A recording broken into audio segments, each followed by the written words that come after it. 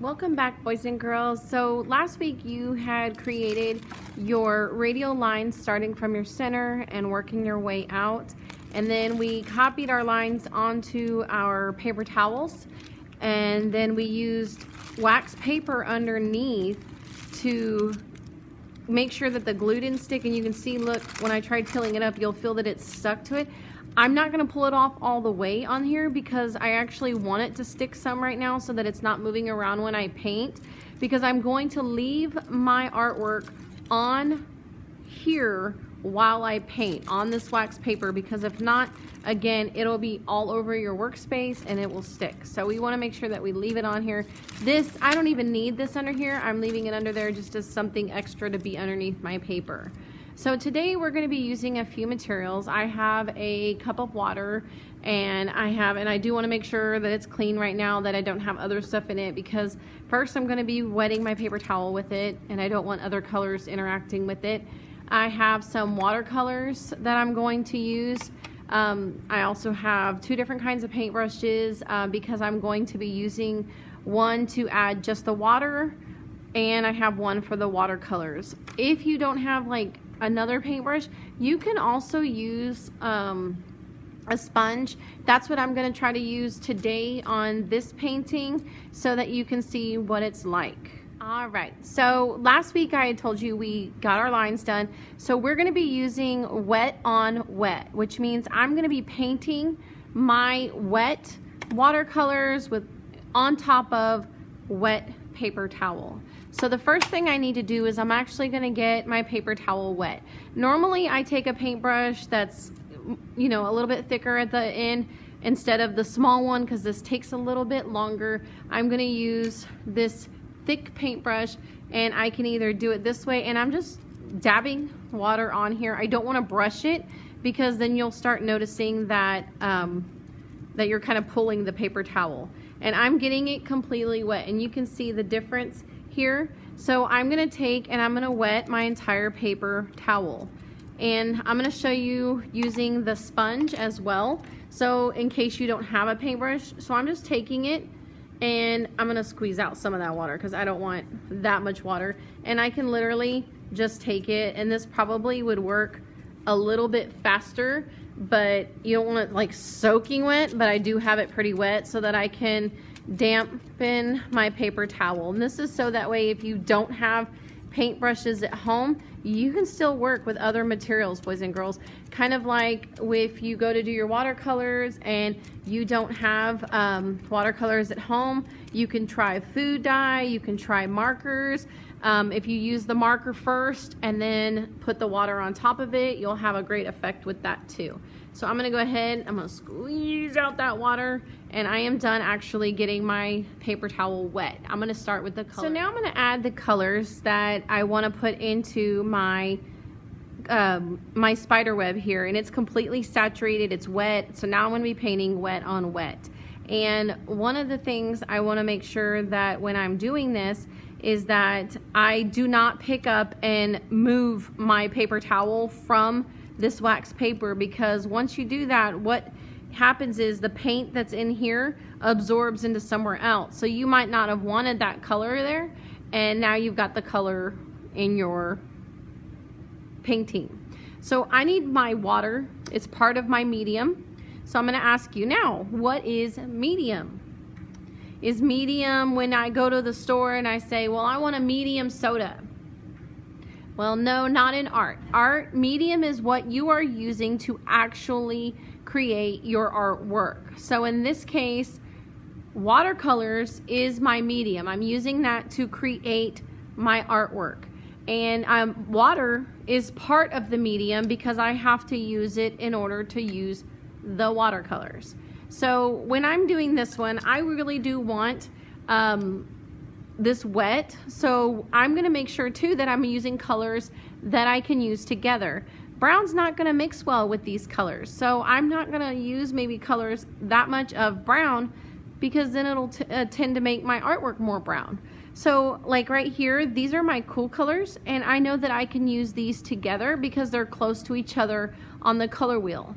But if I go and I use a blue and a color that's way across from my color blue, like orange, they're gonna make a brown color. So I wanna make sure I use colors that are kind of close to each other on the color wheel. So I'm gonna add, and you notice like where I'm holding my paintbrush, I'm holding it down close to this silver part. I am not digging in my paint like this. That's really not good for the brush. So I'm just gonna kind of dip in here, and I wanna make sure that I have plenty of water in it. So I'm actually gonna rub in there, and like I said, you can use food colors if you have to, or markers, just put them on before, the markers before it's wet. You don't wanna put them on. And I'm really just gonna go in and just dab it on here instead of dragging it across. And you'll start seeing some of the colors moving, and if I come in and I can add a little more water. And see, I like to add it where it has some value in here, so you can see that I have it a little bit darker, and as I come out and have less paint, it becomes a little bit lighter. So again, I'm just gonna grab some more of that paint, and again, you're not rubbing, you're just dabbing and kind of bringing out the paint. I don't want you to pull the paper towel too much. And again, I'm just gonna add in my paint. So I'm gonna finish going around with my blue, and you'll start seeing like here where you have the glue, but the glue is really, the paint's resisting where that glue is so that it's not painting it. And you'll see it right here where that the glue is at, and you'll still be able to see your spider web lines. So I'm gonna finish with blue and come back when I'm ready for my next color. All right, so I have finished with my blue color that I was using. And remember I said you have to use colors that can go well together, or you will start making colors like brown, and then our artwork might not turn out exactly how we wanted it. So I'm still using my watercolors. Again, you don't have to use watercolors. You can try food colors, you can try markers. Just when you do the markers, probably don't want to do it on the wet because it might damage them. So you might want to put the marker on it like we did with the coffee filters, and then add the water. I'm gonna go ahead and I'm gonna use a color that's next to blue. I'm gonna use green. I'm gonna go the other way on the color wheel as opposed to purple. And I'm gonna add some water in, and I want to use plenty of water, but again, you can add the water on after you put it onto your paper towel. And I want these colors to blend, so because I want them to blend, I am gonna overlap the colors. That means kind of paint over on top of each other some. So I'm gonna go in and add my green in there, just so that I can get some of that color to blend, and it's gonna make kind of a bluish green color. And then you can see that it just goes to the green, and I'm gonna bring those colors out, and I kind of come over. I wanted to kind of get that tie-dyed look. Again, I'm not rubbing on my paper. It will damage your paper towel when you're trying to work with it. I'm just kind of dabbing on the paint. It's got plenty of water in it that I can have my paint just spread out and kind of get this tie-dyed look. And I'm just gonna rotate my paper, keeping it still on this wax paper so that I'm able to work with it and turn instead of trying to turn my body. So I thought this was pretty neat, boys and girls. You can kind of see here, if you can see in the video, that because I've only used blue and green, I've actually made a blue-green color within my water, which I thought was kind of neat, and where you can see some of the colors mixing again. Now it's gonna change a little bit because I'm gonna be adding yellow and coming in this way with my color wheel. And what do you think is gonna happen when I mix yellow and green together? What kind of color do you think I'm gonna make on it now? Well, let's see. So if I mix these in together, what kind of color do you see within the yellow and the green?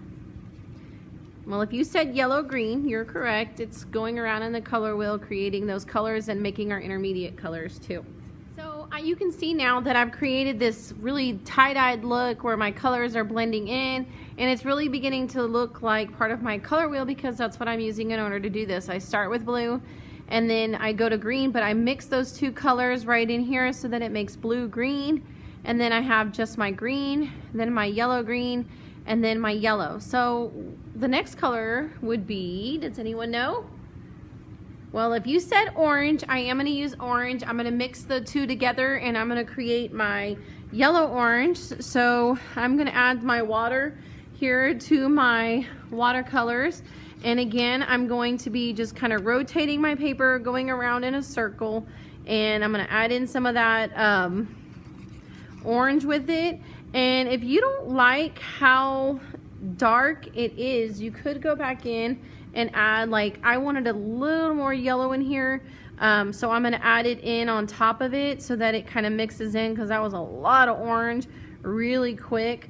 So I go back in, I clean off my brush before I do that, and I add in some of my yellow so that it's not so orange. Like, I don't want it to be that powerful, but that's why you can go back in and add more color. I'm just kind of going around and dabbing. Again, you're not brushing, you're just gonna dab so you don't damage it. When I want to turn it, I just rotate all of it. I don't pick up the paper towel from the wax paper because it will change the colors and absorb under where you don't want it. So I'm gonna finish my paper towel and we'll come back when we're done. Okay, so by now you should be finishing up your spider webs and your paper towel, and it's really, really wet right now, boys and girls. I definitely don't want to pick it up off of my wax paper. I'm gonna let it dry flat somewhere so that it's not getting messed up, because we still need to finish our art project. This is not done, but we are getting closer. So tune in for next week's lesson so you can get your spider web done. Bye, boys and girls.